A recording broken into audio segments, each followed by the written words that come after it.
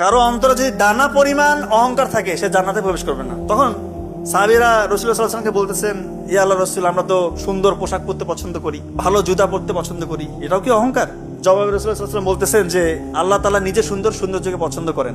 অহংকার হচ্ছে সেটা, কেউ যদি সত্যকে প্রত্যাখ্যান করে এবং অহংকার বশত কাউকে অবজ্ঞা করে। আমাদের মধ্যে এরকম নাই? আমরা সামান্য টাকা পয়সার মালিক হয়েছি, গাড়ি বাড়ি কিনেছি, একটু ফেম হয়েছে, একটা বড় পজিশন হোল্ড করছি, নিজের মধ্যে অহংকার জাগ্রত হয়, মানুষকে মানুষ মনে করি না, নিজে যার সাথে চলেছি ফিরেছি তাকে একটু নেগলেক্ট করছি। এরকম হয় না? একটা বৃদ্ধ মানুষ এসেছে হয়তো বাড়িতে একটু সাহায্যের জন্য, দূর করছি, তার সাথে খারাপ ব্যবহার।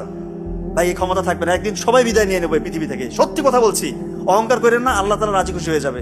আপনি যত বিনয়ী হবেন, আপনার অনেক কিছু আছে, ক্ষমতা আল্লাহ তাআলা যথেষ্ট দিয়েছে, পজিশন দিয়েছে, টাকা পয়সা দিয়েছে, আপনি বিনয়ী, আল্লাহ তাআলা কি কমাবে? আপনার বাড়িয়ে দিবে ইনশাআল্লাহ। আর অহংকার করলে আমরা সবাই জানি এটা পতনের মূল। অহংকার করলে আপনি যে স্টেজে আছেন আপনার শুধু ডাউন হবে, দিনকে দিন শুধু নিচে নামতে থাকবেন। অহংকার বশত কাউকে অবজ্ঞা করা যাবে না। রাসূলুল্লাহ সাল্লাল্লাহু আলাইহি ওয়াসাল্লাম বলতেছেন যে